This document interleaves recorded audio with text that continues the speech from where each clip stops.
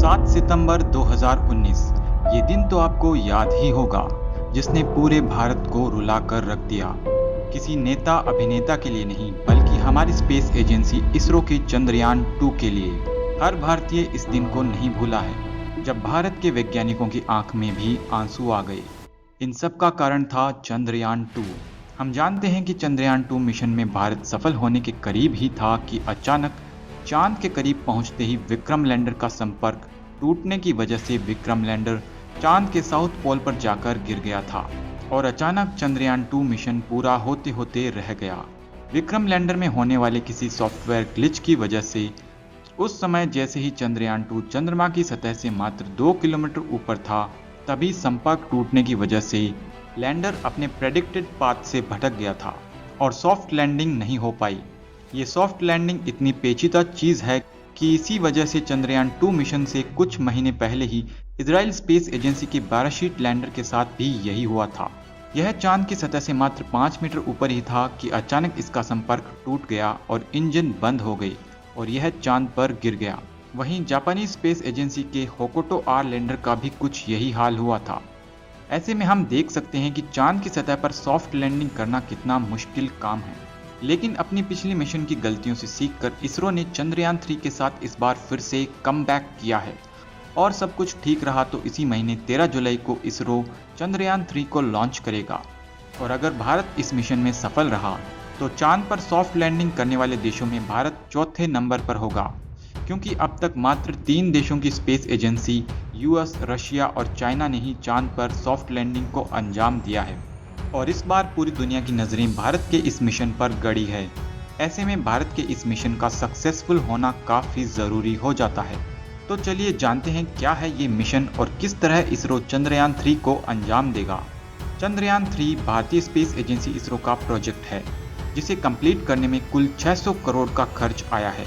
यानी आदि पुरुष मूवी के बजट में इसरो ने चंद्रयान 3 को बना दिया है। चंद्रयान 3 का मेन ऑब्जेक्टिव है चंद्रमा की फार साइड यानी साउथ पोल, यानी चांद का वो हिस्सा जिसे हम पृथ्वी से नहीं देख पाते, वहां चंद्रयान 3 को भेजना और वहां पर कम से कम 14 दिन तक कई साइंटिफिक एक्सपेरिमेंट्स को कंडक्ट करना। अब तक चांद के इस साउथ पोल पर मात्र एक ही सक्सेसफुल मिशन हो पाया है, जिसे चीन के चैंग ई4 ने किया है और इसने चांद के फार साइड में पानी होने के भी सबूत दिए हैं। चंद्रयान 3 भी साउथ पोल को एक्सप्लोर करके नई डिस्कवरीज को अंजाम देगा। चांद का साउथ पोल अभी तक सबसे कम एक्सप्लोर किया गया है।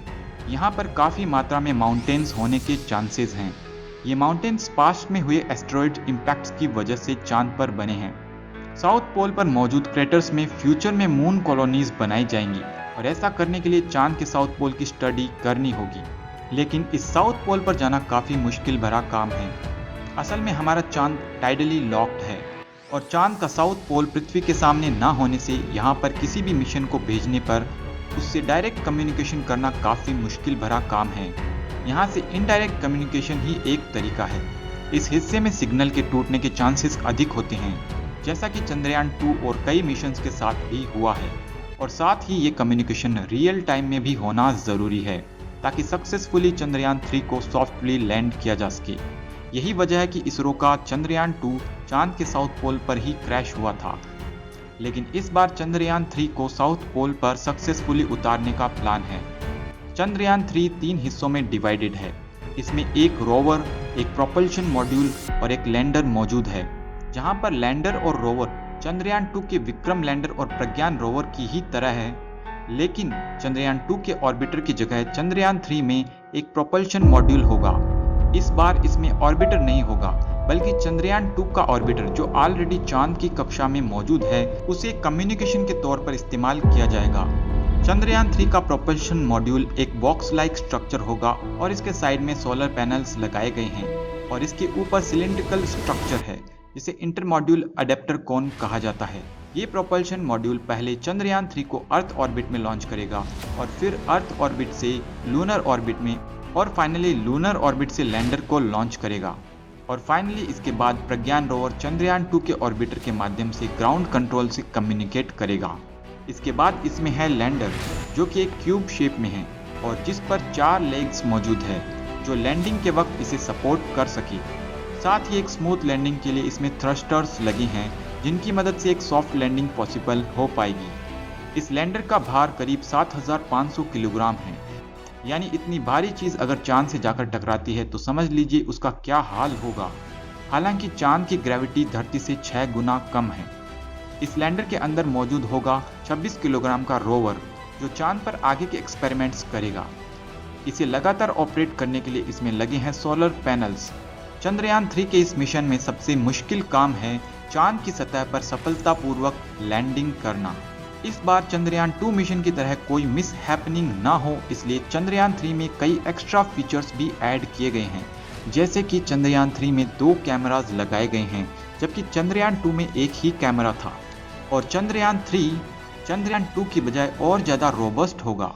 साथ ही चंद्रयान 3 का कम्युनिकेशन सिस्टम पहले से ज़्यादा इम्प्रूव्ड है। इसके एल्टीट्यूड यानी ऊंचाई को कंट्रोल करने के लिए रिएक्शन व्हील का यूज़ किया गया है।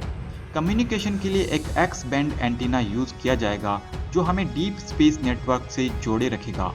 इस लैंडर में प्रज्ञान रोवर भी मौजूद होगा, जिसे एक रैंप की सहायता से चांद की सतह पर डिप्लॉय किया जाएगा। प्रज्ञान रोवर 6 पहियों पर माउंटेड एक रेक्टेंगुलर चेसिस होगी, जिसमें कई कैमरास लगाए गए हैं। इसे कंटिन्यूस काम करने के लिए सोलर पैनल्स और डेटा ट्रांसफर के लिए कुछ एंटीना भी इस पर लगाए गए हैं। इस लैंडर में एक और इंस्ट्रूमेंट है जिसका नाम है चेस्ट, यानी चंद्रा सरफेस थर्मोफिजिकल एक्सपेरिमेंट, जिसका काम होगा चांद की सरफेस की थर्मल प्रॉपर्टीज का एनालिसिस करना। चांद पर होने वाली सीस्मिक एक्टिविटी यानी भूकंप को मापने के लिए ILSE यानी instrument for lunar seismic activity भी इसमें मौजूद होगा। लैंडर में passive laser retro reflector array भी मौजूद होगा, जो कि इसरो को नासा द्वारा प्रोवाइड किया गया है। इसका यूज अर्थ और मून की प्रिसाइज डिस्टेंस मेजरमेंट करने के लिए होगा। लैंडर में मौजूद 2 अन्य इंस्ट्रूमेंट LIB स्पेक्ट्रोस्कोप और AP एक्सरे स्पेक्ट्रोमीटर, जो चांद की मिट्टी और लोकल सरफेस को स्टडी करेंगे। इस बार प्रोपल्शन मॉड्यूल में एक नई इंस्ट्रूमेंट स्पेक्ट्रोपोलरिमेट्री ऑफ हैबिटेबल प्लैनेट यानी शेप को भी इंट्रोड्यूस किया गया है, जो चांद के ऑर्बिट में रहकर अर्थ को स्टडी करेगा। इसके डेटा का यूज होगा पृथ्वी जैसे ग्रहों को ढूंढने के लिए, ताकि पृथ्वी की तरह सोलर सिस्टम से बाहर मौजूद एक्सोप्लैनेट्स की खोज की जा सके। चंद्रयान मिशन की वजह से जो डेटा हमें मिलेगा, उसकी मदद से स्पेस एजेंसीज चांद पर कॉलोनीज बना पाएगी, क्योंकि चांद पर कॉलोनीज बनाने से चांद पर मौजूद रेयर अर्थ एलिमेंट्स जैसे हीलियम 3 का यूज किया जा सकता है। फर्दर रिसर्च एंड एक्सपेरिमेंट्स किए जा सकते हैं और फ्यूचर स्पेस मिशन को अंजाम देना आसान होगा। साथ ही हो सकता है कि चांद को भी फ्यूचर में एक टूरिस्ट डेस्टिनेशन के तौर पर यूज किया जा सके। तो फ्रेंड्स, मुझे लगता है इस बार 99% चांसेस है कि चंद्रयान 3 सफलतापूर्वक चांद की सतह पर लैंड कर पाएगा। आपको क्या लगता है, कमेंट में मुझे ज़रूर बताएं। मैं मिलता हूँ आपसे किसी अगले वीडियो में, तब तक के लिए बाय।